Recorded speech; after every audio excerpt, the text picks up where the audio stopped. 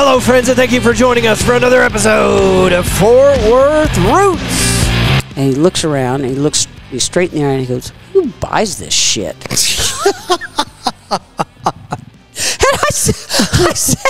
said, I didn't miss a beat. I said, well, I am just so grateful that not everybody feels that way about this. You can find Fort Worth Roots on all of your favorite streaming services, Apple Podcast, iTunes, iHeartRadio, and many more.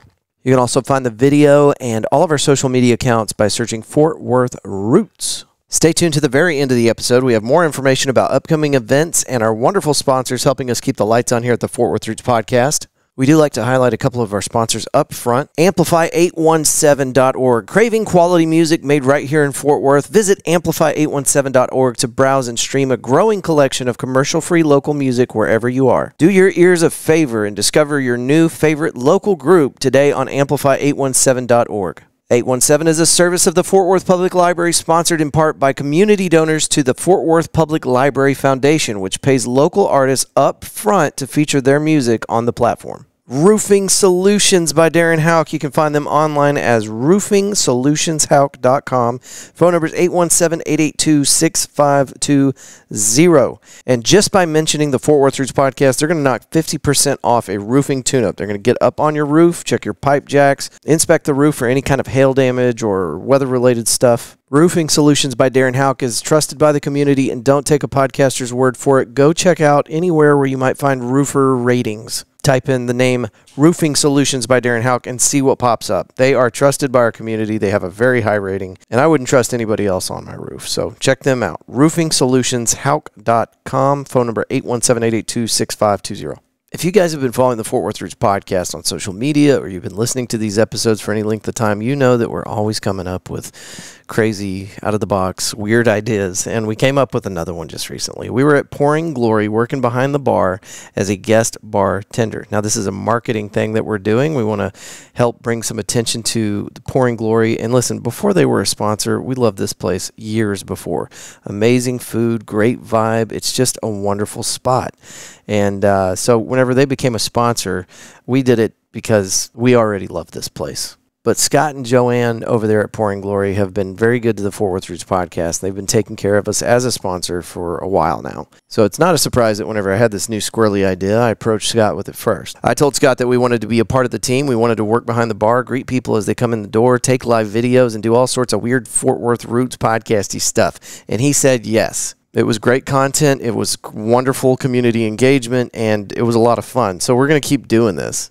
Asking all of our sponsors first if they want us to come cover a shift and run these live videos while we're there at their location. But then we're going to ask other Fort Worth businesses too. I was joking with a friend the other day. I told him this is going to be kind of like a dirty jobs type thing. And we really might do a series like that. But the reason I'm telling you this is because you can catch us out and about inside the community at different businesses around town, shaking babies and kissing hands and taking pictures with people. So you can look forward to that. Our next guest spot where we're going to go out and work in the community is going to be back out at Pouring Glory, and we're probably, until Scott tells us no, going to be out there at the Denver Williams open mic at Pouring Glory every Wednesday. So whether you're coming to see me or not, this is a really cool event. And the last 3 weeks, it's just been an incredible turnout. I mean, I've been to open mics all over Fort Worth, and Denver Williams puts on a excellent open mic, and the turnout reflects that. So anyway, come catch some live music. It's musicians getting up on stage and just working out some new material.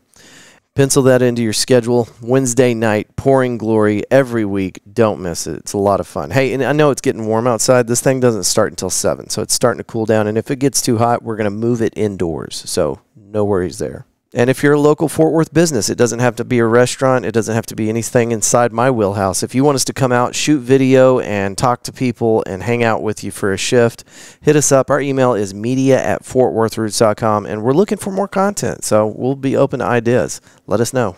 Our guest today has created something amazing over at 7608 Camp Bowie West Boulevard, Fort Worth, Texas, 76116. It's the Rebecca Lau Sculpture Gallery. Rebecca and her small team would be happy to give you a tour of this place, and I suggest you take them up on it so that you can see the art, witness this little hidden gem of a venue that's tucked away over there on Camp Bowie. This is a recording that was supposed to happen like 2 years ago. So we're very grateful that we finally got a chance to get in there and that they hadn't forgotten about us. The artist behind the creations that you're going to find at the Rebecca Lau Gallery has an amazing story, and we're going to tell you a little bit about it today. That's enough talking out of me, folks. Thank y'all so much for being here. Remember to stay tuned to the end, and let's give it up for our new friend, Rebecca Lau, and let's start the show.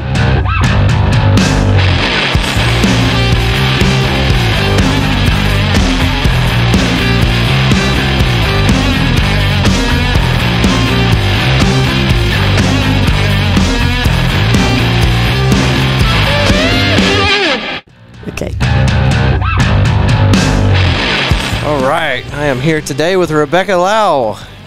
Rebecca, Howdy. what's the address here? Let's start off with that. 7608 Camp Bowie West. Okay. 76116. Such a beautiful facility, and I want to get into that at great length here in a minute. Who's our furry friend down here? Oh, this is little Kitty, and she joined us about a year ago in February, and so she just walked in, and I clipped her once we had her neutered just kind of because of the neighborhood. But Olive is 13, and she's in the back with big green eyes because of Olive. Mm-hmm. And she really dislikes this child. I mean, really dislikes her. Well, this is the newcomer, right? Yes. Probably like, what are you doing sucking up some of the attention that used to be mine? Exactly. I just told her to whack her with her claws, but she hasn't done that. So it's. Ooh, they still got their claws. Oh, they have to when you're outside all the time. Yeah, I always thought that was kind of a terrible thing to do to cats because they are the only domesticated animal that can survive on their own in the wild. But if you take their claws away, I don't know if that's still true. Oh, no. They have no defenses. way to get away. Yeah. I mean, they can't climb trees. They can't climb fences. No. If their claws are gone, they need to be kept inside all the time. Yeah. And you can't always do that, right? Sometimes they get away. Well, they do. This one, she was so friendly when she came. I mean, she was just like this when she joined us. So somebody dumped her, and but she would be fun with clients out there before I ever even saw her. Yeah. And anyway, when she joined us on that kind of freeze we had a year ago, and she walked in and Olive said she wouldn't have anything to do with it, so we fixed her up a little igloo outside, and we said if she's here in the morning, she's ours. Yeah. And there she was. So she's just so friendly. Oh, look at this. But somebody picked her up. Yeah, I believe somebody picked her up. She was gone 3 days, which was frightening. But I said somebody had to have picked her up. Yeah. Because she's just so friendly and taken her to their place, not very far away from them, sure. And she's so quick. When you open that door, she can be gone in a hurry. Yeah. And I think she found the opportunity because she came flying, flying back home, and to my knowledge, hasn't ventured quite that far. Yeah. But well, anyway. It's a great space, and I'm sure it would be a heaven for any cat. Yes, it is. They run it, don't you know? So I told people earlier this week, I'm really embarrassed about this fact, but it's important. We got to set the stage here. We've been meaning to record for over 2 years now, and I think a lot of that responsibility rests on my shoulders. I've been very busy, which is no excuse at all, but it's the one I'm using today. But I'm glad that you allowed me to come into your studio finally and do this recording, so thank you. Well, it's really okay because being a woman of a certain age, she doesn't remember things all the time, so you're lucky there. Well, we'll get to your age eventually, maybe, but we don't have to worry about that. But it's older than you, I can tell you. But let's start at the beginning. Tell us where you're originally from. Where's your family from? I'm a farm girl. We're from Tarkio, Missouri. Tarkio. It's the Indian word for walnut. My Girl Scout camp was Camp Walnut, so I think I'm bilingual now. For sure, 100%. We're 10 miles from the Nebraska, Iowa, and Kansas border. That sounds like a very small community. It was 2,500 people at the top, way back then. It's not that now. It's way less. And there were like 70 in my graduating class, and of course, everybody knew everybody. And when my mother would take my 52 Chevy Isabel, that's metallic blue, and drive down Main Street, she wouldn't honk when people honked at her. I'm telling you, that was a really big deal. Yeah. So anyway, yeah, it's a very small world, and if you did something, your folks knew it immediately. Yeah. Even before I would know it. It's kind of like how kids growing up today with social media, everything is known by the community in an instant. Yeah. But you had that before. Instagram and Facebook. Yeah, a small community. Word traveled very quickly. Yeah. You know, I mean, when we lived on the farm for the first 6 years of my life, we still had the crank phones, and so then you talked to, it was kind of like Lily Tomlin, you know, and she'd answer the phone and talk, and so she'd listen in to whatever you were talking about. Then the next thing you know, she was all over the town. So there was an operator on the other end that had to connect the calls? Mm-hmm. Yeah. I saw a kind of a public service announcement, I think put out in like the 1940s, maybe the early 1940s, and it was trying to educate the public on how to use a phone, a rotary phone, that did not have an operator. And it was such a bizarre thing to see because they're breaking it down instructionally so that anybody could understand, because this is a new technology. And so they're having to like get this out to the public. Like, this is what you do. You pick up the phone, listen for a dial tone. Then they go through the process of how to use a rotary phone. Imagine the folks that are 100 years old right now. I mean, what they did, you know, it's like, really? I mean, all the, you know, the radio, the TV, just those things that were thought to be, you know, top of the line, and at that time they were, you know. But yeah, you would actually could ring, if it was almost like Morse code sometimes. And yeah, I didn't always remember that, but anyway. But yeah, that's exactly what happened. And then when the rotary things came out, the Princess phones, they were the ones that sat. And they were pretty. Fancy. They were pretty. And you'd pick them up and talk through them like that. So yeah. So on your farm, what did you and your parents do on your farm? Well, we're self-sufficient. We would plant all of the food and corn and wheat and rye and things like that, and then mix it up, called silage, which was food. And we had cattle, and it would be from birth to going to Kansas City to the market. And anyway, we still have the farm. It's 188 years old. Wow. And my brother passed away, unfortunately, several years ago. I still talk to him. But his wife, they were like this in working together. He'd ride in the combine, and she'd read books to him. You know, I mean, they just had a really special relationship. Awesome. Yeah. And but it's doing all of that was just too much for her. So she's leasing virtually everything that we own.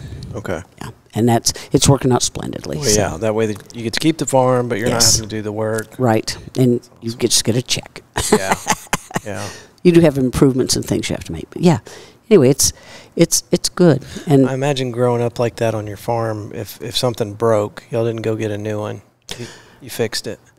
There's a piece on this, my juggler right over here, and if you look at the bottom of it, my father actually ran bead to fix it that it was all cracked. And yeah, I mean, yeah, it was something. And most of the fence things were done with coat hangers. Wow. And yeah, I mean, they didn't need filler rod. They had coat hangers. Yeah, using that to weld with. Oh, yep. Wow. To repair things, yes. Yeah, I mean, that's what you had out if you're out in the field. And how far of a drive was it from the farm to get to the nearest store? 7 miles. Okay. It wasn't that far. And weren't too far out in the sticks. No. But when I turned 6, my mother really wanted to move to town. And, we had a lot of activities then, but nothing like parents have now. Right. The choices and things. Cheerleading, yes.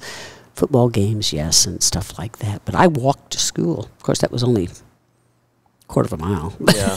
But it was uphill both ways. Exactly. Whereas in college, I graduated from Iowa State. I literally did walk a mile to the classes because the dorm was far out. So yeah, yeah. So I can tell that when people say, "Well, my grandmother said I walked a mile." Well, I walked a mile. I know in my own shoes. Anyway, yeah. So what was the next move after that? Were you off to university? Yes, my mother actually kind of picked it out. She picked all of our kids out, my brother and my sister. And I went to a place called DePauw, D-E-P-A-U-W. Okay. It's known for Dan Quayle and spelling potato and those things. Anyway, but it was a very small private college. It was actually Methodist, all that. Never showed up when I was there. Yeah. They didn't have chapel and stuff so much. And anyway, yeah, and I was there about a year, year and a half, and I started as a math major, and this guy that I happened to be dating at the time was going to be a doctor, and he was so good at math. So he helped me. I mean, drilled me for calculus. There were only 2 girls in the calculus class. And dang if I didn't ace it cold. And the sisters in the sorority, and this is one of the campuses that even still had sororities, right? I mean, they were really taboo back during the Vietnam War and stuff like that. Okay. But anyway, so, see, I knew there was a point to this story. But anyway, so they only had one independent dorm called GDI. It was for goddamn independent. Was it really? Yeah, it really was. Oh, wow. Yes. Gamma Delta Iota. Yeah. Yeah. That's really true. That's a fact. And I had to stay in the freshman dorms. But anyway, I aced this calculus test, and the gals had told me if I ace it, they were going to teach me how to play bridge. Well, that was a problem. Why? Because I became addicted. I learned to smoke and drink and play bridge. You know, it was like 4 hearts when I only had the ace in my hand. You know, I mean, it was like crazy. I then became a pretty good bridge player later on, but during school, no, it was just, I always did hearts, diamonds, spades, clubs if I were playing with a partner. Yeah. So anyway, but yeah, and so I didn't do as well after that. But the funny thing about my acing that calculus course, there were I believe there were only 12 people in the class, 2 girls and the rest were guys, and the instructor looked like a basset hound. No, he really did. Got the big droopy drawers. Well, yeah, I mean, if just to hear him doing that and to look at him, you'd think his ears were down to here, but they were okay ears. But anyway, he goes, you know, class, you're not going to believe this, but there was one true A. I mean, I got everything. And he said, and he grades on a curve, so everybody else got D's.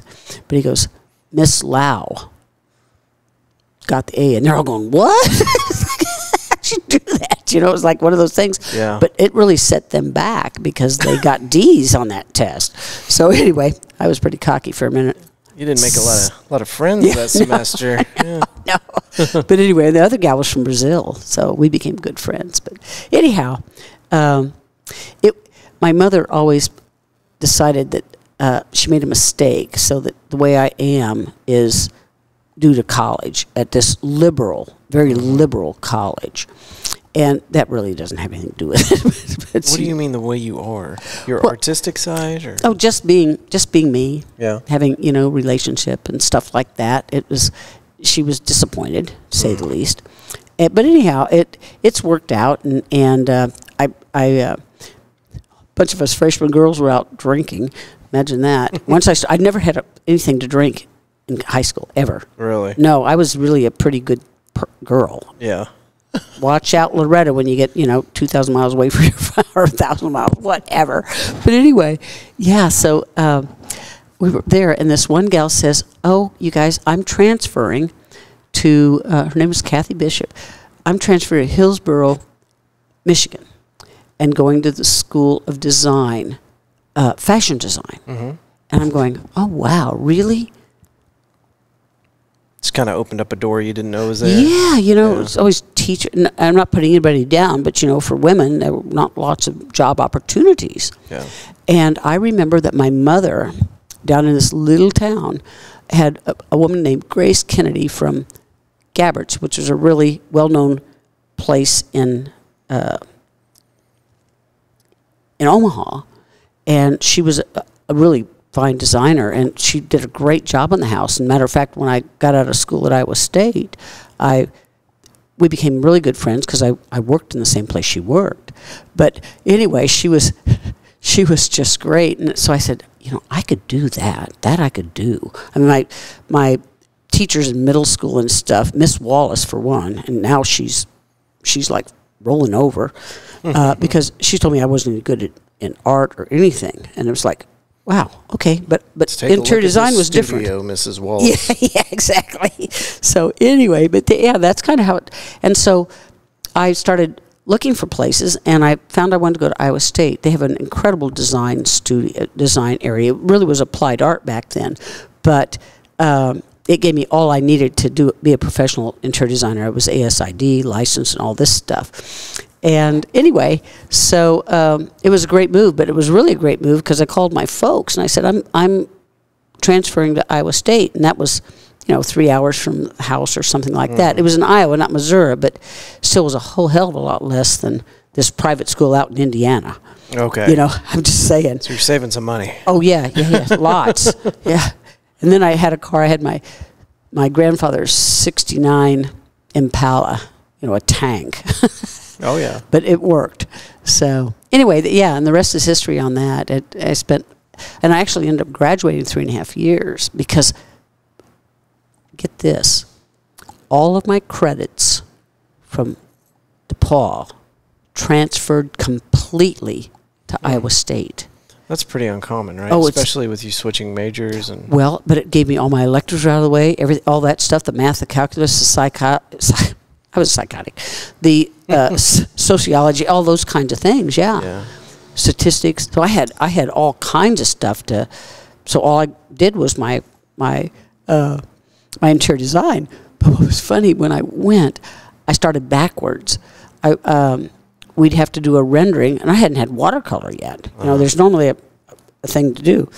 So it was horrible. I mean, when I watercolored, it was either going to be called Earth or Fall, because I just overworked it being brown. Okay, so when we were home at the farm or the city house, townhouse. They didn't have townhouses back then.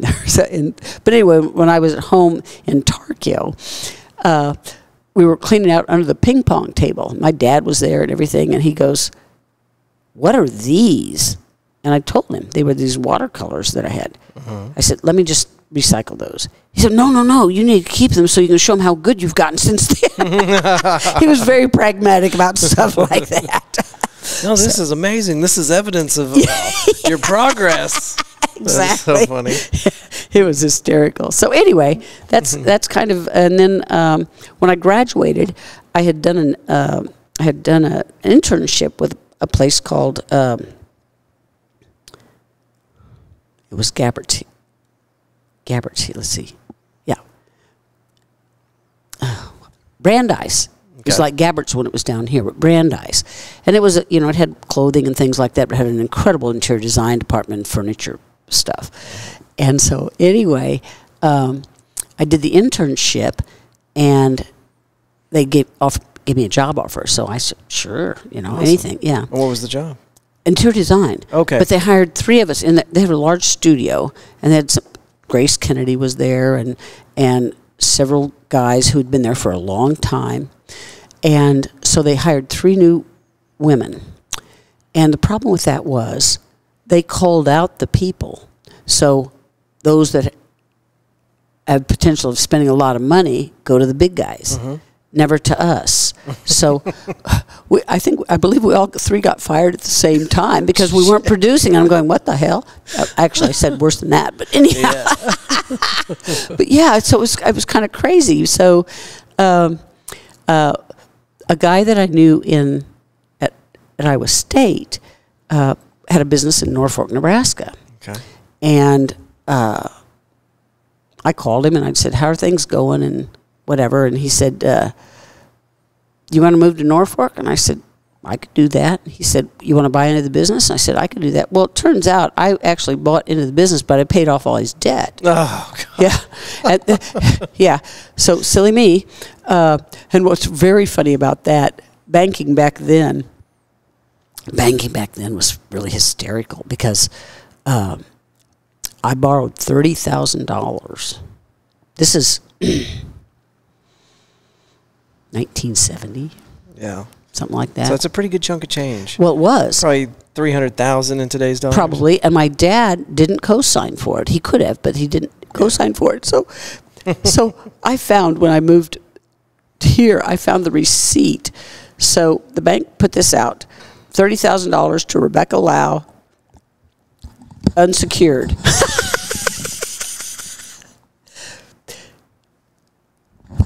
Anyway, so that was pretty funny when I found that. It was like, really? So we worked together and learned a lot and had a pretty good business, but it just wasn't working out. How long do you think you were up there engaged in that business? Well, with Rick, I was there probably 3 years. But, this is kind of funny. His last name was Class, Klaas, and my Low is spelled Low, so we almost called it Low Class Interiors. That would have been great. I know, it would have worked up there okay, just fine. But anyhow, and so I left. He bought me out. And so anyway, then I started my own up there for a while. And actually, then when snows up there, and the weather's very much like Chicago. And on April 21st, so it's just awful, right? It can be, yeah. So April 21st, we get 9 inches of snow. I have a driveway that's 50 feet long and 150 feet, and it's like, or wide and 150 feet long, and I'm going, what?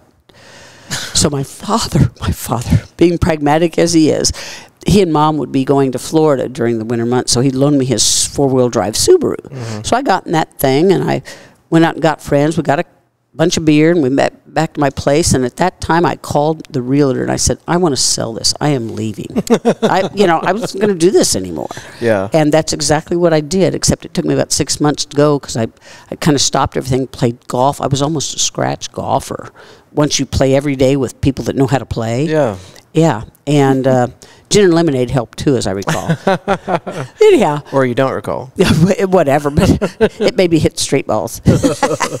Actually, I always went like this so I could go to the beer cart. I was really smarter than anybody else. Like, you sliced. Yeah, but look see where it landed. How smart am I? Anyway, yeah, so it was a good life, and I finally, in the middle of July, I decided I better go look for a job, and I want to be wholesale. I didn't want to be in that anymore, the retail, so to speak. And I love Chicago. I mean, I love Chicago, but the weather's just the same, and so I wasn't going to get anything. I didn't want to be in New York. I didn't want to be in L.A. or San Francisco. I hate the airport Atlanta, so I really didn't want to go there. So what's left? Dallas. Okay. So I came down, rented a car, and this was when the blue laws were there. Oh, I got to tell you, I don't know why I even moved down there at that time. So on Sunday when I got in, I went to a grocery store. For me and the listeners that aren't familiar, what are the blue laws? They're for older people. And what does it mean? Okay, well, I'm going to tell you.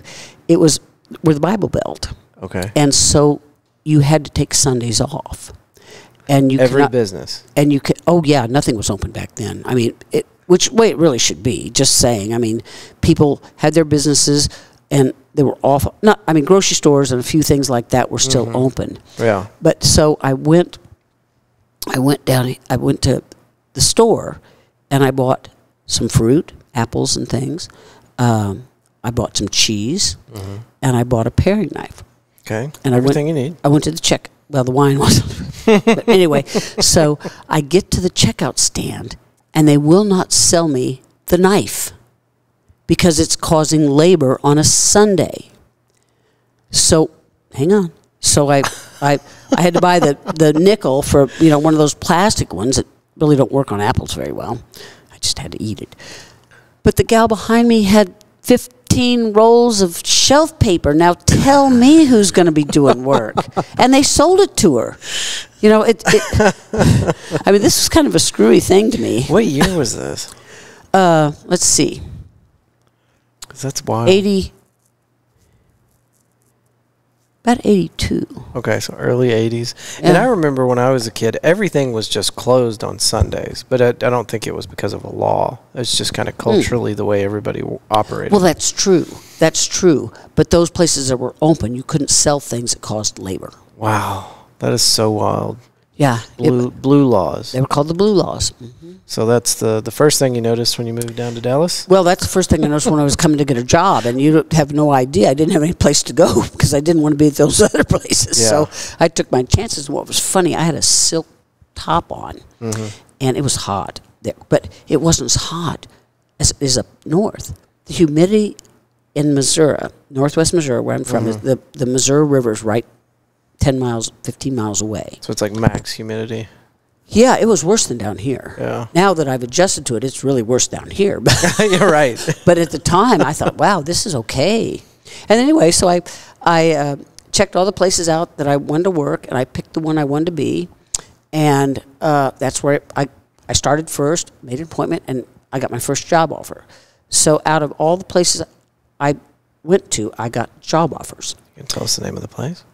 Waitman Martin. That was a long, long ago and far, far away. Was this interior design or decorating? Yeah. But it was mostly, well, yes. I was going to say it was mostly commercial, but that's really not true.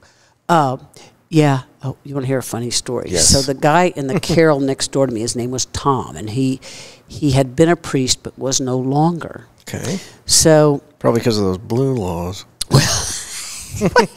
Wait to hear this, though. So a couple calls him, and I can hear the conversation, and they're asking about their custom Italian leather sofa. Okay. That was going to take a year to make. A sectional, actually. It was going to take a year to make. So they were calling. It had been a year. Tom says, well, let me check. It should be here by now. Found out he had never ordered it. Oh, okay? Shit. So he gets back on the phone and he goes, oh, I am so sorry. And I know this is going to be hard to believe, but it was coming across the water, and the ship was taking on water, and they literally had to throw all the merchandise off the thing to save the women and children.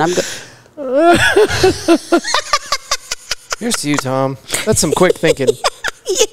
Well, needless to say, they didn't stick with the order, and that is wild. But you had, just fun things, crazy things like that would happen. But if you've ever known a real manic depressive, Waitman was, and he would crawl on ground one day. He'd think he's walking on water. He'd take some folks to Vegas, buy them Cadillacs, and send them back home.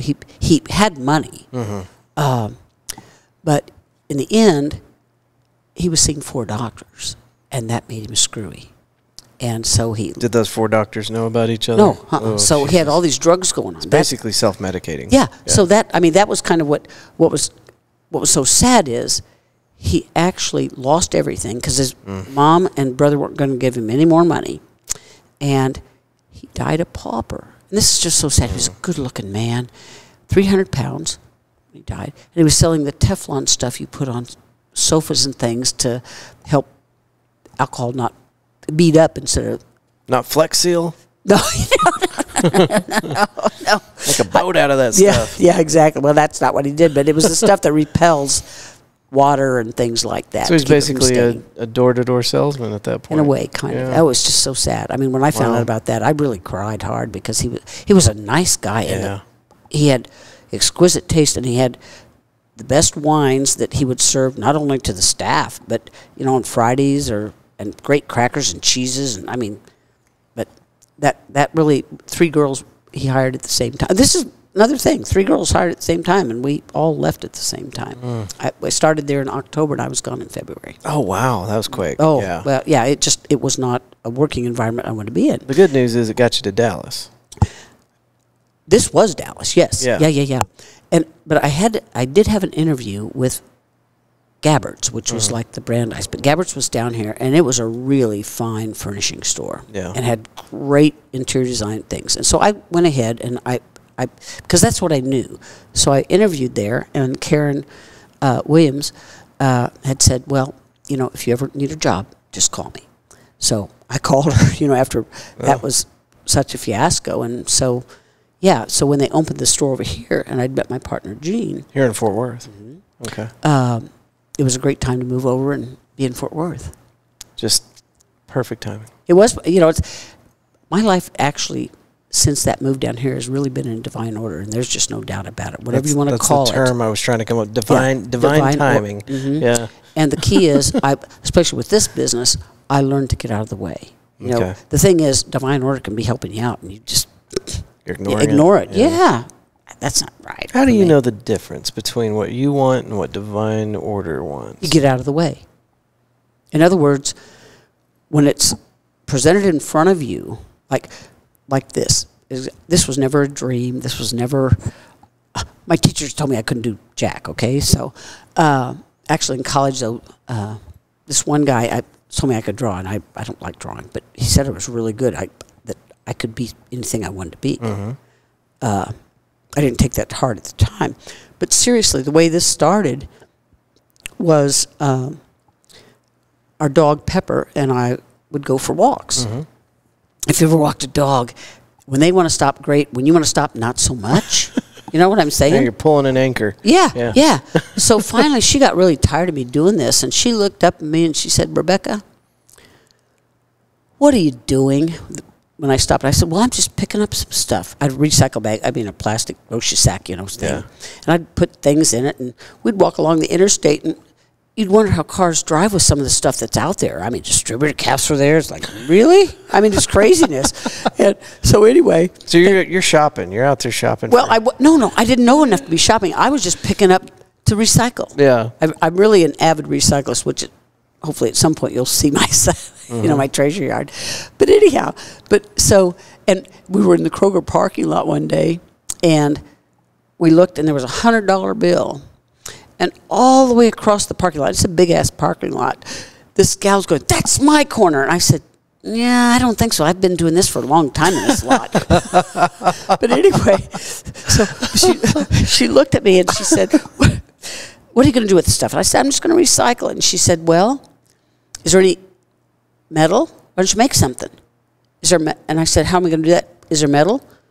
"Yeah." And you're just talking to a random stranger. I'm talking to my dog. Oh, okay. I'm talking to my very smart poodle. Okay. I mean, miniature, a perfect poodle, truly. Yeah. And she said, "Well, why don't you take a welding course?" I said, "What are you talking about?" What you mean? What you mean, Willis? It's like one of those things. You know how they would say that? And I'm going, really? We got back to my interior design office. I went in and I made the call to TCJC. It's been dang near 30 years ago, and took a welding course with the pipe fitters for no credit. Right. Or I'd still be sitting there. Just wanted the knowledge. Yeah, I'd still be sitting there. Anyhow, and I started 3 weeks later in the winter semester, and the rest is truly history. And that's what kicked it all off. And that was divine order. Get out of the way, you do, this, it was kind of funny. And whatever you call a spirit or higher power, whatever you want to call it. But this gal comes in and she goes, "How'd you start this?" And I told her. She goes, "Well, don't you think the Lord had anything to do with this?" And I'd never thought, I mean, I knew he had. But anyway, I said, "Well, I don't know. What's dog spelled backwards?" And in a huff, she walked right out, and I'm going, "Wow, okay then." So, and that's how I feel about it. That's how everything that I try to get in the way, it doesn't always work out. And so when I let it happen, I really have learned to get out of the way. We started a spiritual center, and it was just our 11 people who didn't have a church home. And so we were talking about how we were missing being with everybody. Yeah. And so we decided twice a month we would meet, and we decided to meet here at the gallery because we didn't have to clean our homes. So at this time you already had the gallery? Yes. Yeah. Okay. Yes. I mean, I've been here 27 years when we started building it, and 26. And I designed and built the building, and I was the general contractor. Once again, getting out of the way. Yeah. But anyway, so there were 11 of us, and we'd have potluck dinner at our place. And so we decided to go ahead and meet twice a month, and we didn't reach out to anybody. We didn't, for people who were still going to where we had been going to church and stuff, we didn't reach out or anything. So we came here, but some word of mouth had happened. When we met here, there were 30 people. The first time? The first time, yeah. And this was in June. By Christmas, there were 100 people coming. And so we decided we needed to, I decided we had to get a different location because we have gallery nights, and the next morning was always after gallery night. It smelled like wine and beer, and it's like, no, we're carrying on communion, not so much. So it's a spiritual center. You guys are getting together, I assume, on Sundays to substitute church, and you're just coming together and congregating. No one's teaching lessons. You're just enjoying each other's community. Well, no, the 11 of us really knew about flow, and we know that the more you give, the more that comes back to you. It just does. And you give it willingly, you know. Mm-hmm. And so we actually were able to hire a minister to come in. Okay. And what was funny is word of mouth had gotten to them, and they ended up becoming our spiritual leader. They came without being invited or anything. Showed up one day? Our first meeting was, you know, getting a name and, you know, any things we're going to do. And we ended up meeting every week. But everybody was great. They'd go get the chairs because we always had potluck. And they'd be sitting in my working studio. I mean, it just overflowed. But everybody pitched in. It was a really marvelous, marvelous thing. And still is. It's just much smaller. COVID, you know, knocks a lot of that out where it's easier to listen online or... So you guys are still getting together? Oh, yeah. We actually have a space at the mall.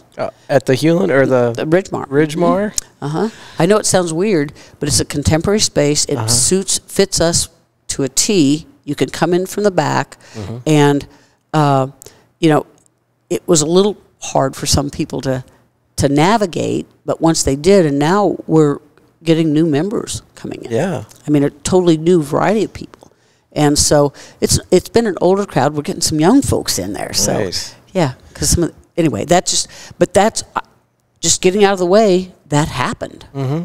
And so in any project I have, if I really think I'm going to micromanage it, it doesn't work. Seems like these two stories are, I mean, obviously coincide the way you're telling them, but this was kind of a new Rebecca Lau with the metal and the welding. Oh, this was never a dream. It wasn't a plan. I mean, it doesn't sound like it. No, it wasn't. It flat happened. It just happened. And I, once again, when something spiritual talks to you or whatever it is, you need to listen and get out of the way. Yeah.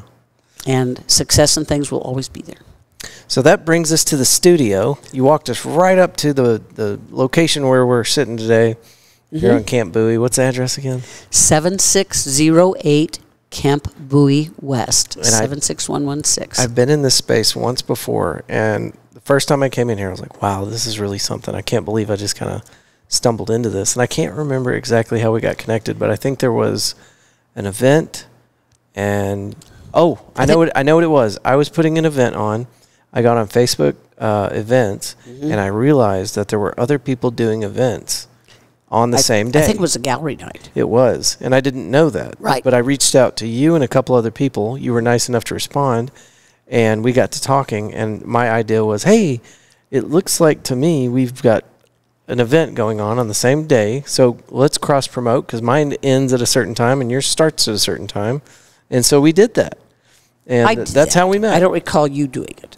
Oh yeah, we did, and we sent people here after the whenever we started shutting the event down. We were telling them like, don't forget. And I think we had flyers. You'd given us some paper, and we did do that. Yeah, but I believe that's how we met. Yeah, originally. And I was expecting 5,000 people to show up to my event.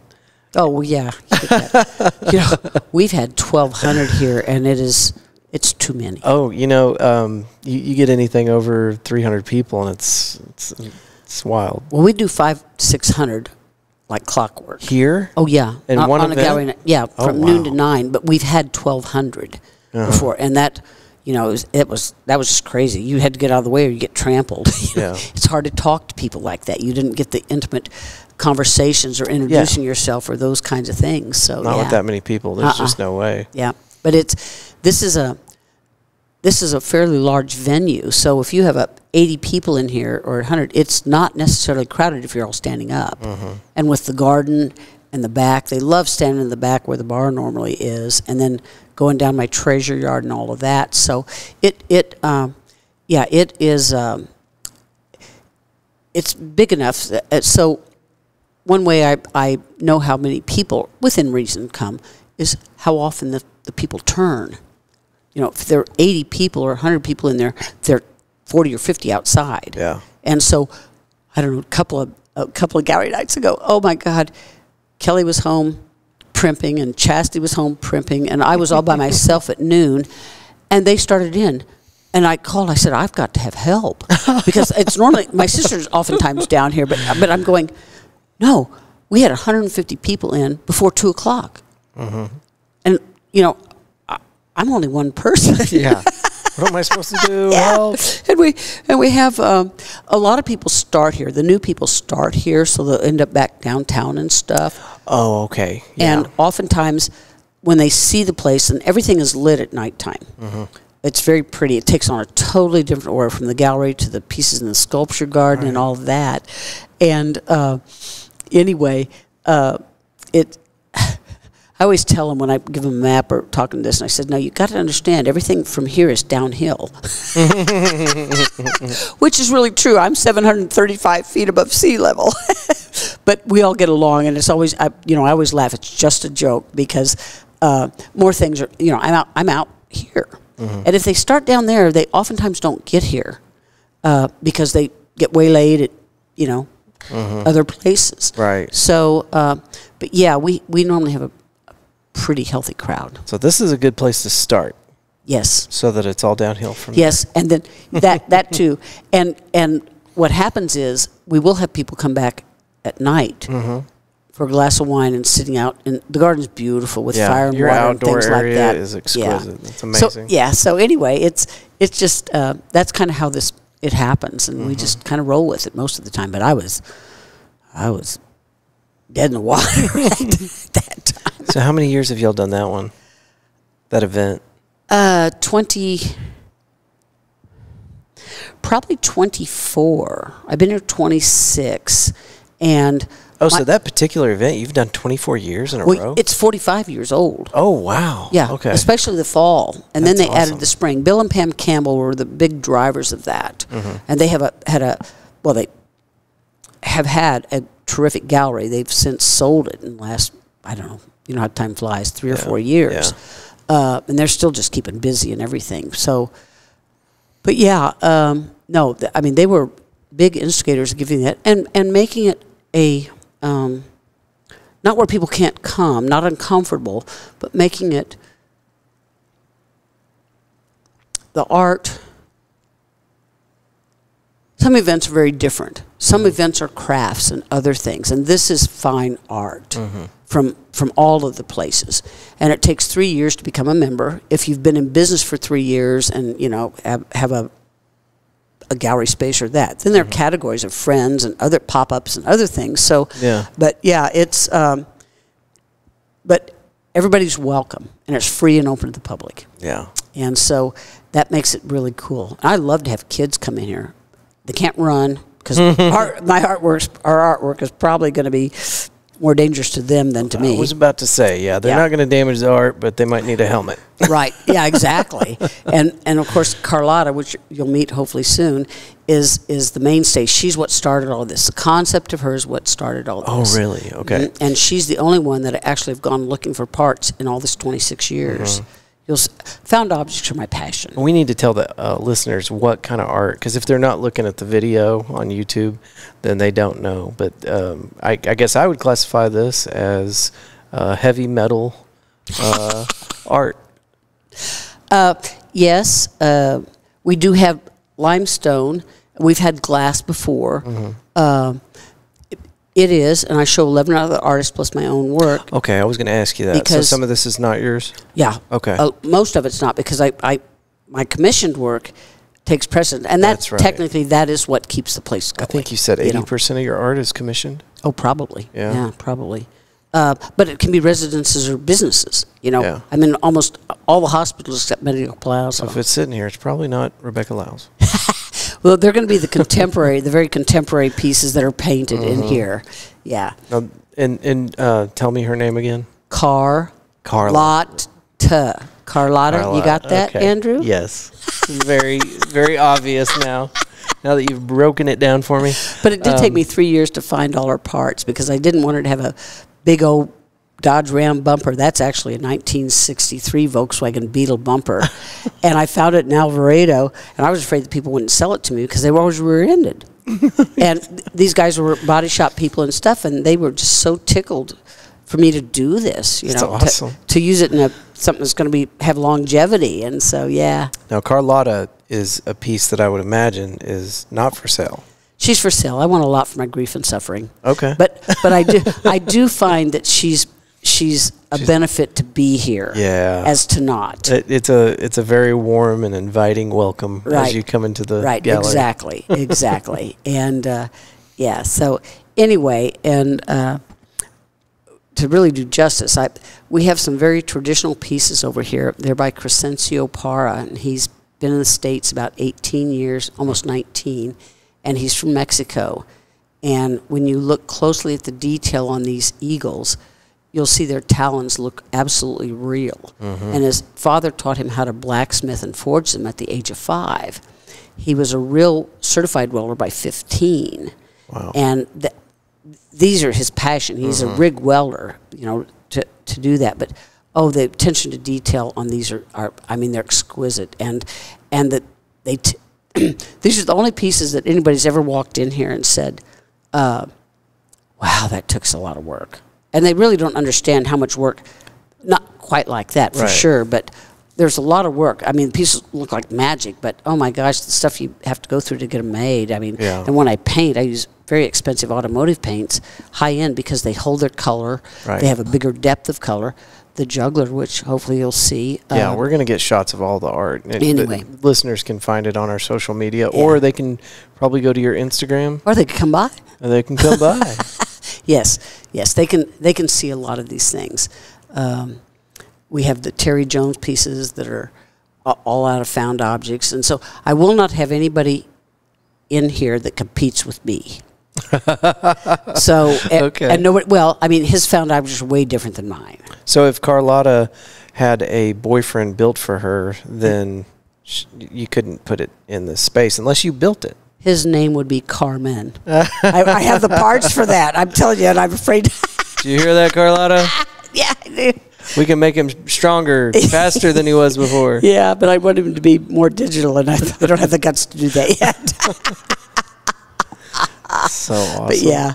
So, well, Kelly is going to be so upset with me if I don't ask you to talk about events a little bit, because this space, I'm always trying to find new, interesting Fort Worth locations for events, and so whenever I walked in here, I'm like, oh yes, and then we walked outside, and I'm like, I'm just blown away by the fire and the water sculptures and everything that y'all have done with that backyard space. Well, we put the new turf in, and that looks wonderful. And that makes everything pop. We're still working on getting some privacy things so that the people can't necessarily see in certain events. But yeah, this is a great event place. I normally will tell people it ought to be fairly casual. I mean, but with the turf, 4-inch hills are fine. Yeah, you know. But we've had 7 celebrations of life here. Even if they have a spiritual home, this is just what they tell me. It's a really good feeling, and it's generic in its own way. You know, it's not some sort of denomination of any kind. You know, and so then also, we've had weddings. We just had one 3 weeks ago, and the chairs. It's hot, but the chairs fit on the turf and don't wobble or do that kind of thing. Then they're married on the stonework up here, right. And we've had events of 250 people, and it's within code because we have a tent and we always have security, and but it's an easy place to be. I mean, it's an easy place to be, and so not only weddings, graduation parties, quinceañeras, private parties, just events for birthdays or whatever. And so anyway, and even meetings. So we can accommodate a lot of different things. And she does she's gangbusters on the event planning. Yeah. And that's not something I do. Right. Leave me to my artwork and I'm great, but that's not something I do well. So anyway, so yeah, we are really we're really pursuing the events because this is just such a nice place to have it. It is. And I was telling Kelly, I think you were in the room too, all that you got to do to book this place for the next year in advance is just to get the word out there, because this is such a rad little space. And the art is amazing. Yeah. And what I would say is if we, the workshop, my workroom studio area, we also open it all up. I have an 1.25 acres here, so the back lot is for parking until I turn it into a sculpture garden. Yeah. But anyway, so it makes it really... Just put wheels on all this. Yeah, exactly. Well, I have some on carts that I will not take off because they're just damn heavy. But anyway, so yeah. But yes, we're having great success in that. And did you tell me last time I was here that you were doing some classes? Never. No? Never. Okay. I made that up then. You did. No, I don't do classes. Now, if we're talking about classes for welding and, creating and doing those things, no. I give tours. I will give tours to, and a great deal of my mission here is to help people see things differently. Yeah. And, you look at the clouds. Everybody's looked at clouds and seen dogs or things like that. Well, you can look at junk just as easily and see all kinds of things in it. So when I use my found objects, I see it, I know what it's going to be, I title it, and then I create it. Okay. Yeah, and a lot of people work backwards on that. Yeah. I mean, to me. But, and we have these robot pieces over here by Dwayne Knoll, and he's a retired engineer, and he sent me a picture the day of his desk laid out, and he says, okay, I got the 50 parts ready. He'd drawn it all out, then dissects it, then goes looking for many of those parts, shopping. And it's like, That's a lot of time committed, right? Oh, it is. And I mean, he has a tremendous amount of time in that. And anyhow, but that's how we do things differently. It just is. And but we have jewelry and is that found art as well, or? Some of it is by Juliet Edgerton. The pieces in the cabinet are actually by Dale Owsley, and they're all, he creates his own bezels and the own mechanisms, whatever they're called, Yeah. But anyway, yeah, I mean, they're beautiful pieces. And then we have small things, and then we have big things, and there's stories. One reason I like to give my own nickel tour or whatever is because I tell the stories behind the pieces. Yeah. Which, when you're gallery nighting, you don't get that. There's too many people, right? Yeah, exactly. I mean, if I were doing that, I mean, I'll spend 30 minutes with people or more on a nickel tour when they come in by themselves. So if somebody's listening to this today and they're like, man, I really want to go check out Rebecca's studio, what do they need to do? They need to come Wednesday through Saturday. Just come knock on the door? Okay. Or if they want to talk to me, then it would be they should call to make an appointment to make sure I'm here. Yeah. Because we do installations. Mondays and Tuesdays we're closed, but that doesn't mean we're not working. Right. That's a great time for me to install pieces, and we have some pretty big, large pieces. Not necessarily all heavy. I just finished a really, if I do say so myself, fabulous piece for Harris Alliance Hospital. Okay, that's awesome. Outside their chapel, and it's 300 butterflies. And they're going up the wall, and they're in pastels. They're all handmade, hand-painted, and it's 20 feet tall by about 15 feet wide. Did you remember to take a picture of it? I do have great pictures of it, yes. Well, I don't know how great they are, but yes, I have pictures. And anyway, yeah, so, but it was originally started, when the chaplain called me, she said, in the years past, several years past, if there was a miscarriage or the birth didn't come to fruition in some fashion, they would throw parts away. And they don't do that anymore. So they contracted me to do this commission for to do butterflies, but to create an area that's like 4x6 actually, and it's like a tornado butterflies. And what happens is they've offered, the one that affected me out of the 3 offers they make is they would cremate the remains for nothing, for free. Yeah. And then quarterly you would come and spread the ashes in there, so you knew where your child is. You know where it is, and that where it is, that wall's not going anywhere in a very long time. Yeah. You know, and even the chaplains, both had losses, but one was children and one was husband. And so it's become a meditative area is what it's done. It's not just about that. It's about, and it's called rising, so it's about the peace and meditation that you can have when you've lost a loved one. Yeah. And I get some very powerful pieces to do like that. I'm very grateful to be honored to do those. Incredible. Yeah, it is. And it's gorgeous. And they're pleased, and that's really all that matters. You're happy? Cool. All right. Yeah, exactly. Yeah. I'm very proud of it. So, but anyway, so yeah, those are just some of the things. Do you have any other events that are coming up? Or are y'all just kind of working on that? Is it more Kelly's department? Well, we do. We have a 70th birthday party for 3 gals. Okay. Do you have anything open to the public? Not at this time, but we are working on those things. You make sure and let us know so that we can help bring people. And we were even talking about having karaoke or something here, and those things like that. We do have. Oftentimes, the Guitar Society, the classic guitar, will come and have an event here. It's fundraising, of course, and we're happy to help out. And the best year ever was when they had, oh gosh, a famous guy. I'll think about it. Anyway, was inside here in the gallery. Then TCU had their people out there, and then another guitar association had them in the back. So we had this music going all the time. Oh my gosh, it was great. And so we do things like that, and we do publicize them when they're done. We just right this minute, no, their rentals are what we have right this second. So anyhow, well, I'll put you on notice now. We're doing this live music festival this year. I would love if we could set up one leg of our live music festival next year to kind of bring some traffic in here. Would you like that? Could you handle all those people? It'd be great. I think it'd be great fun because it's a big enough space, and I don't know how long these events go, but because we're under the flight pattern, we don't have curfews. Oh, it's how not cool like is that? It's not like 10 o'clock, in neighborhoods and places like that. That's awesome. Yeah. So get ready to go loud and stay up late, folks. Exactly.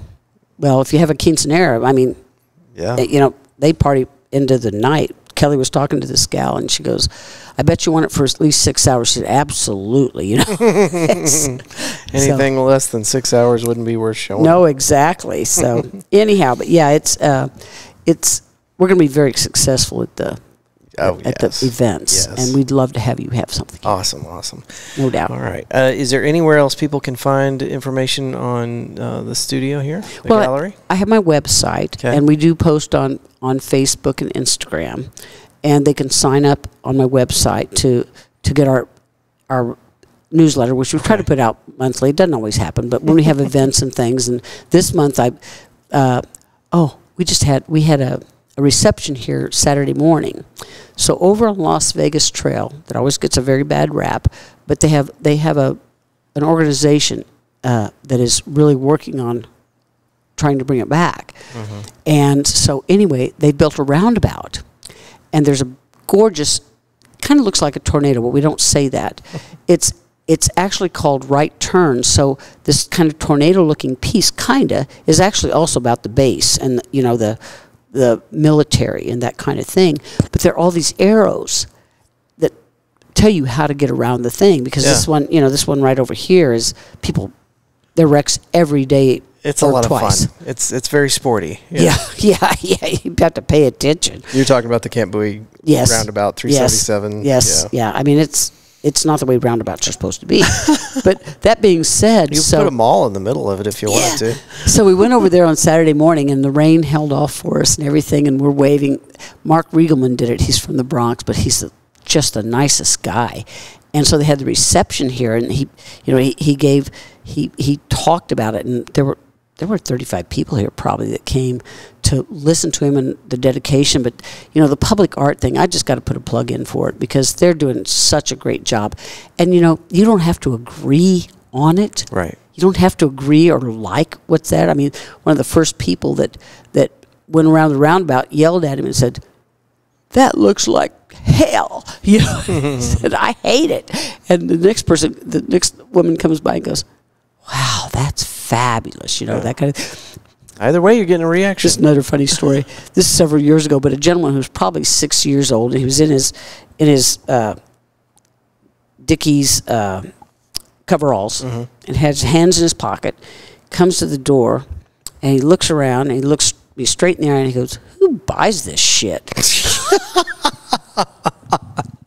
I said, I didn't miss a beat. I said, well, I am just so grateful that not everybody feels that way about this. So, but the truth of the matter is, I said, you're an artist. And he said, yes. And I said, what do you work in? And he said, rebar. And I build toilet paper holders and coat hooks and things like that. And I said, that's great. There's room for everybody. I mean, there is. Yeah. And people buy all these different things. So, you know, there is room for everybody. In Fort Worth, there's room for everybody. Yeah, go to any of these art festivals. Yes, I mean, there really is. But the funny thing was, he spent over an hour walking around looking at everything. Now, of course, I'm thinking, oh, my God, he's seeing these prices. I'm going to find him heart attacked out there. You know? But that wasn't the case. You know, but to spend that time and to peruse and look, you know, he gave it a chance anyway. That's awesome. Yeah, it is. But there are funny things like that happen. So it's like, I love this place. Well, congratulations. I mean, 27 years in this place that you built yourself, and all the connections you've made with the other artists that are here. And you've just cultivated such a magical thing. So congratulations, and please keep it up. That's the plan. I figure I have 90 more years. At least. I'd be almost older than God. Well, you know, with the advancements in medicine and everything, who knows? We might all make it to 300. Get my hip. Get that done. Gee whiz. Rebecca, can we get you back on the show? Oh, I'd love to. Okay. Is there anything else we can tell the friends listening today before we get out of here? I'd just love them to come out and experience the space. And it's kind of funny because women will come and leave their husbands out in the car. Well, and so they need to come inside too. Of course, being like I am, I go back out and say, you know, she's locked in. She can't get out. And you really owe it to yourself to come in. Mm-hmm. And when they come in, they stay a long time. Oh, yeah. And they love my Carlotta, whom I hope we get to meet. And they wander, and many of them end up purchasing. Oh, yeah. You know, it 100%. Takes two people. I always want both people involved. Mm-hmm. And so anyway, it just makes it better. So come check it out, folks. Yes, and please. All the information will be in the show notes. You didn't have to write any of that down. And where can they find you on Instagram? Do you know it offhand? Chastity's my Instagram girl. Okay. Well, it'll be in the show notes, and it'll be on our social media. Technology and I are not always the best of friends. I try to, but not necessarily. So. All right, guys and gals, thank y'all for listening, and we will see you next week. See ya. Bye-bye.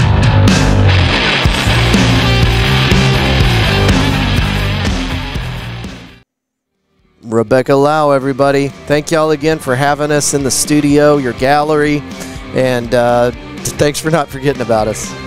It was, I'm not kidding, 2 years, and every time I pass that place, I'm like, I gotta get in there. We gotta do this recording, and it had to happen right there at the gallery. I didn't want to do this one at the studio for obvious reasons.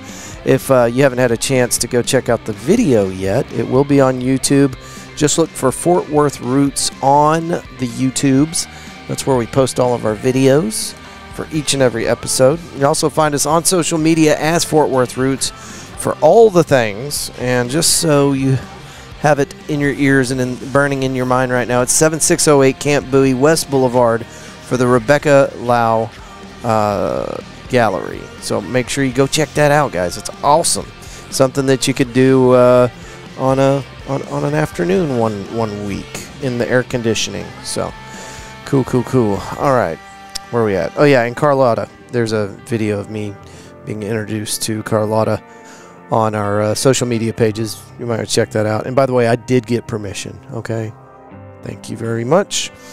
All right. Let's talk about these sponsors.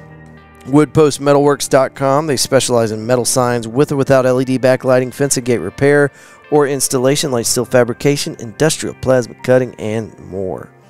Halkwalker Originals, halkwalker.com. They offer a huge variety of unique and personalized gifts. Also laser engraving to customize just about anything you can think of. Our homie over there at Roofing Solutions by Darren Hauk. It's roofingsolutionshauk.com, 816-882-6520. We talked about them at the beginning of the show. And, yeah, like I said, don't take it from me. I'm just a podcaster. But they have the highest ratings in town. And that's important. It's the most important, probably the most financially significant investment is your home, right? Well, you don't want to trust just anybody to your home. So give these guys a shout, 817-882-6520, and mention the Fort Worth Roots Podcast. They will give you 50% off a roofing tune-up. Are you craving quality made... I'm going to start over. Are you craving quality music made right here in Fort Worth? Visit amplify817.org to browse and stream a growing collection of commercial-free local music wherever you are. Do your ears a favor and discover your new favorite local group today on amplify817.org. Amplify 817 is a service of the Fort Worth Public Library, sponsored in part by community donors to the Fort Worth Public Library Foundation, which pays local artists up front to feature their music on the platform. I'm just getting through the read there. They want me to read it like that verbatim. So we did it kind of goofed up there a few times. But the one I did at the beginning of the episode sounded good. I'll go back and edit that one so it sounds nice and crisp and clean. But anyway, amplify817.org is a leg of the Fort Worth Public Library, and they are doing something amazing. They are taking the funds that go into supporting the library and they're passing it back into the community to enrich our local music vibe. They're paying these musicians up front. They don't have to wait for 100,000 streams on Pandora or whatever the streaming services that they're listed on.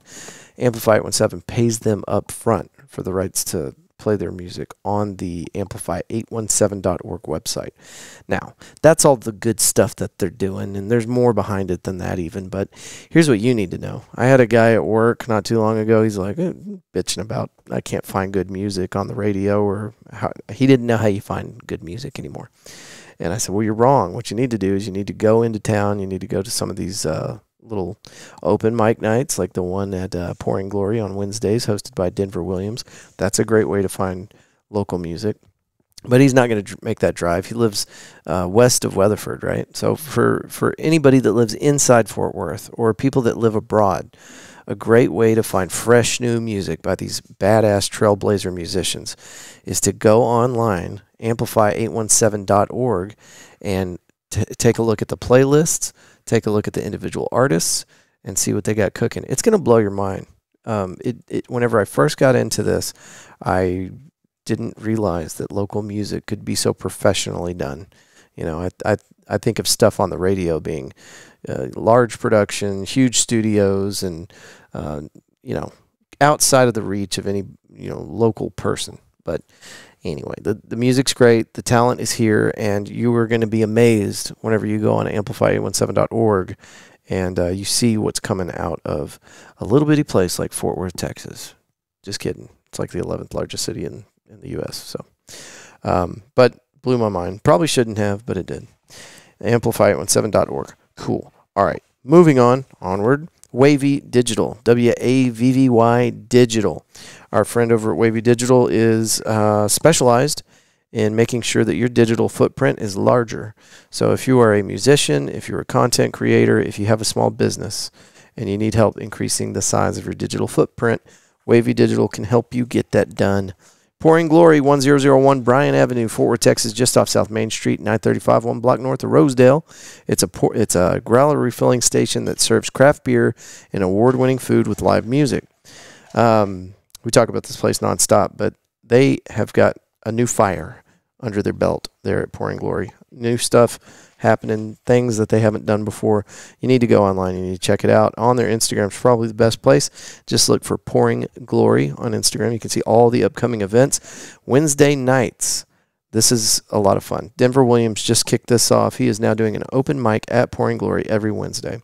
And yours truly, moi, I will be there Wednesday nights for a new thing that we're doing where I go out and I do a shift with local businesses. And of course, me being a podcaster, I'm out there with the video camera, taking videos, doing lives, all sorts of stuff. But they're also putting me to work. So anyway, come have a beer with me. Not with me, but I'll serve you a beer. How about that? Come out to Pouring Glory Wednesday. Enjoy the live music at the open mic. And I'll be there taking care of you, along with the competent portion of the staff, the people that know what's going on. I'm just kind of a sidekick on those nights. So anyway, lots of fun. Really glad to be working with Pouring Glory, and it's an honor, and I know you guys are going to have fun, so come on, let's do it. Wednesday night. Starts at 7 o'clock. Excuse me, clear my throat. All right, I'm back. McFly's Pub, 6104 LTJG Barnett Road, Fort Worth, Texas. It's a 1980s Back to the Future themed bar with a very impressive outdoor area. They got a fire pit, not really relevant right now, but hang out, bring some friends for pool, darts, cornhole, jumbo, Jenga, and catch a live event with local musicians on stage multiple times every week. Again, that is McFly's Pub. We'd love it there. Stand by. Switching to missiles.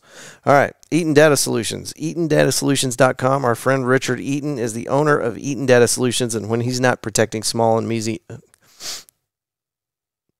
Starting over. Here's the read. Our friend Richard, I wrote this, by the way. Our friend Richard Eaton is the owner of Eaton Data Solutions, and when he's not protecting small and medium-sized businesses from data theft and cyber attacks, he is doing that very same thing at his 9-to-5 for Fortune 500 companies. So he knows what he's doing. Richard has been doing this for a very long time. He has watched the technology change and the scammer techniques adapt over the years, and the online criminals get better and better at attacking companies across the globe. One thing became very clear to Mr. Eaton. Page 2. It's not just enormous Fortune 500 companies that are vulnerable to these online punks. Now even small and medium-sized businesses are being attacked. It can happen in an instant. Business owners log in one morning and realize they no longer have access to any of their data. Payroll, tax records, customer database, and files they've been saving since the formation of their company just gone.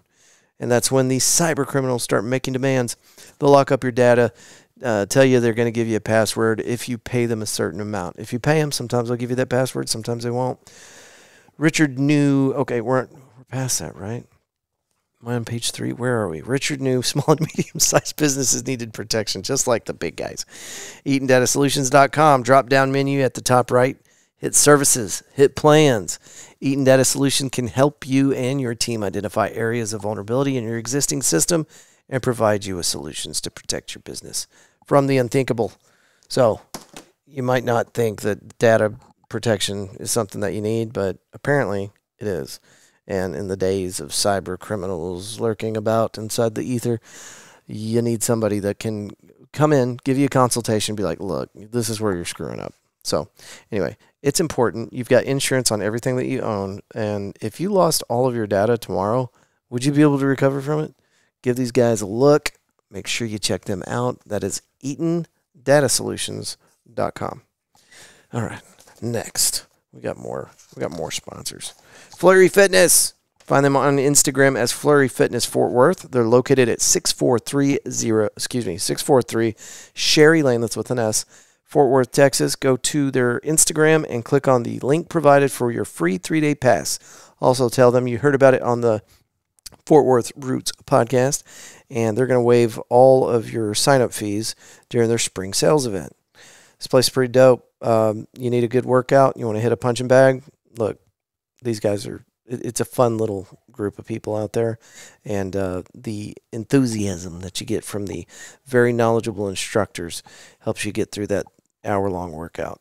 You're going to be exhausted when you get finished, but you are getting one hell of a workout. So go check that out. Flurry Fitness Fort Worth on Instagram. All right, the Body Scrubbery. We love Michelle. She's been coming out to events with us, hanging out, supporting the community, and she is located at 519 Pennsylvania Avenue, 76104. Go on their website, thebodyscrubbery.com, and check this place out. A boutique and unique spa experience. Tagline is, don't cheat yourself, treat yourself. We also did a video on our social media account where we had a model do the body scrub, and Michelle had us film the whole thing so that you could see what a body scrub is, because I had no idea what it was. But anyway, it's a great way to relax, rejuvenate your skin, More details on her website. Don't get me lying to you. Luxury foot spa, full body scrubs, infrared heat wraps, massage bubble tub, mud wraps, facials, couples packages, and small group parties. The Body Scrubbery on Instagram as The Body Scrubbery. You guessed it. Go online and check this place out. Hit that drop-down menu in the right upper hand corner and find the Book Now tab. Already told you guys about Wavy Digital. How about Wilderness Galaxy? Galaxy Wilderness? Am I mixing this up? Hold on a minute. Let's double check. So this is a buddy of mine, and we go way back. I used to have a landscaping company, and I needed a tree guy. Well, here comes my buddy from Galaxy Wilderness Disc Golf. Joe, this guy's just incredible. He's a fellow veteran, and we connected through that. But this dude was just always there for me. Hard worker, very knowledgeable. And anyway, he shut that business down, and now, fast forward to just a couple months ago, he started up Galaxy Wilderness Disc Golf. Galaxy Wilderness is dedicated to promoting disc golf to the masses for its health benefits through outdoor therapy, exercise, and camaraderie. Good stuff here. You guys play disc golf? No? Well, you might want to start after this. He'll bring all the stuff out to you and set it all up. You can keep it over the weekend, and he's got different packages, different sizes. But it's a cool thing that you might not have thought of for an event, or maybe you got like a business retreat or something. You fill in the blank. But he'll come out, set the baskets up, kind of put the course together for you, give you all the equipment you need, and just play your heart out. Galaxy Wilderness Disc Golf on Facebook. Let me check, make sure. Last week he didn't have a website yet. There's not a website yet. So find them through Facebook, or you can get them through email, GalaxyWildernessDG@gmail.com. The phone number is 682-228-0399, and this will be in the show notes. The category is Party Entertainment Services. By the way, you can, they're not on there yet because they don't have a website. All of our sponsors can be found on our website, which is FortWorthRoots.com, in case you forgot. Easy to find, but it's also in the show notes for every single episode. Let me just make sure I didn't forget anything here. This past couple of weeks have been insane. We've been going to shows, trying to really show out for the public, for our friends, our homies out there that are doing cool stuff, putting on performances. Want to make sure that we're practicing what we preach. You know, get out there, go have fun, support these people. And usually I don't have to pay a cover when I'm out there doing this stuff. So it's a commitment of time. But you know what? Even after a long day of work and going out there thinking, I got to go there. Like my mission is I need to get out there to support my friend. But when I get there, I'm having fun. I'm having a blast. And it doesn't feel like a commitment or like I had to go out of my way or anything like that. So love it. Shout out to our sponsors. Thank you guys for helping us get this thing rolling. The Live Music Festival is something that the Fort Worth Roots podcast put together. And we're doing this to support small businesses and to provide our local musicians with another stage. Somebody was asking me Saturday night when I was up at Pouring Glory. I was behind the bar with some of the staff there, handing out drinks and doing that whole thing, talking to people. And somebody said, why on your hat does it say Fort Worth but like upside down? And I was like, you know what? I don't really know. I got this hat from JOE, one of our local hip-hop artists who you need to go check out on Instagram. It's Brewed Up Joe. Anyway, I got this hat, and I bought it off him. One, because I wanted to support him, and he had a bunch of hats. Two, it's a fly-ass hat, and I wanted that new drip, so I got it. And so he's asking me a question about this hat, and I'm like, I don't know. I'll ask JOE next time I see him. And I came back around the bar, and he had already looked it up. He's like, well, it's got something to do with COVID, you know, the 2020 thing. And it started, I think, in Dallas, but there were Dallas hats, and they were upside down. Anyway, it has more meaning to me now. I think it's really cool that we're kind of commemorating that in a nice, quiet way. Like, if you know, you know. But it's been rough out there for your homies. And the local artists, our musicians, the vendor markets, those guys need your help too, and the small businesses. This stuff, it's just like somebody hit a reset switch and it never went back to normal. So that's what that hat means. I don't know if J.O., I'm sure he does, but I don't know if he intended it to convey that message or if that was just accidental, and it's all about that cool, vibey look. But I get a lot of compliments on that hat. By the way, Joe, love it. So all I'm trying to say is, where are you going with this story, dude? Oh, get out there and support this as much as you can. It's not like I tried this a few different ways. I'm trying to get people to come out and hang out with us because, plain and simple, if we don't support these businesses, they disappear. But I realized somewhere along the way that just yelling at folks like, come on out, you got to do it or else. That's not the way to do it. Show people how much fun you're having. And we do. We have a great time every single time we get together. And it's not always the same people, but the same people are showing up. So out of a pool of about 1,000 people, you get 50 of them here, 100 of them there. But after a while, you just know everybody. And it's just the same group of awesome people. So anyway, you can be a part of that. And you don't have to do anything special. You don't have to spend any money. Just come sit down, hang out. We'll pour you a glass of water, and you can listen to live music for free. I, of course, want you to try the food, drink the beer, and be a part of that whole experience too. But we don't necessarily need you to spend money as much as we need you to come out and just be part of this scene. So, and my business owners are just kind of like, you sure about that? Sure you don't want them spending money, Ace? But we do. We want you to come out. We want you to be a part of the scene. And just by being there, you help us keep this thing going. So every Wednesday, that's a great one. But June 29th, and this is kind of where I was going with this whole thing, putting that stage together, different locations all over Fort Worth for the live music series that we're doing through the Fort Worth Roots podcast. The reason that we felt motivated to do that is because we lost so many venues. So anyway, that's what it's about. And I'd love for you guys to come out for the next leg of that. We're going to be at Augie's Sunset Cafe. That is on Eagle Mountain Lake, June 29th, starting at 7 o'clock with Jaybirds on the stage. It's going to be dope. And you might be a little upset at yourself after you enjoy this delicious food out there. It's been years since I ate out there, to be honest with you, but it's always been like the place to go to if you just needed some really delicious food. Don't tell your doctor, don't tell your coach, don't let your nutritionist know, but it's delicious. So, and the view, you can't beat that view, man. You're on the lake. It's not like, oh yeah, it's next to the lake, close by. You're on the lake.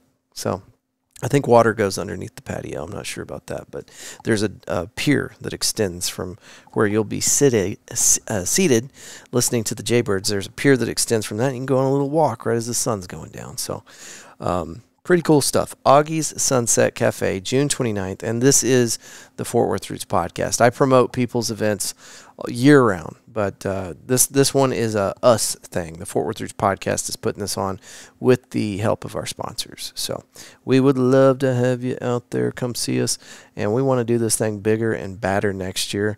I don't know if you got a chance to check out the Near Southside's Lost in Sound. Well, more people were involved. It wasn't just Near Southside. The Fort Worth Weekly was involved, and a couple of other organizations. Anyway, the Lost in Sound series, which, by the way, you can go check that out yourself. If you'll just type in Lost in Sound on Instagram, I think it'll pull it up. It is multiple businesses all over South Main, and they've got a shuttle that will take you to all these things. We just had one this last week, and it was awesome. But everybody has bands on stage, and the shuttle will take you to each individual one. You just kind of hop around, check out these businesses. I can't tell you, so I worked this event over there at Pouring Glory while they were doing this, and I can't tell you how many people walked in there and were like, wow, man, I've lived in Fort Worth for 15 years. I didn't know this place existed. And every time I hear that, I'm like, are you serious, man? What are you talking about? How did you not know about this place? I mean, as loud as we've been screaming about it, how do you not know? But it happens. So Lost in Sound, not only a great way to discover new places that you've never been inside before, but another great way to support local music and just be part of the community. So Lost in Sound, I'll look it up right now while I'm yapping about it. But yeah, it's primarily, I want to say it's driven by Near Southside. They're running a bunch of the logistics for this thing. Lost in just the letter sound. Oh, not South. I put an F in there. Lost in Sound. Come on, pull it up. There's that. That's not what I wanted at all. Here's people. Let's try that. Nope. How about groups? This is ridiculous. Why can't... Oh, I'm on freaking Facebook. Nobody uses Facebook, Andrew. Come on. Here we go. There's Instagram. Got it. I'm on it. Lost in the letter sound. What pulls up? There it is. Lost in sound _ South Main. There's some other fake people that tried to use the Lost in Sound name. Fake news. Lost in sound _ South Main. So that you can see the upcoming stuff. But I think they have 2 or 3 more of these things. And by the way, if you're wanting to go to this, the parking for this event was free over at Pouring Glory. There's a big field on one side of Pouring Glory, and there's a big JPS parking lot that's, I guess, kind of open to the public on the weekends.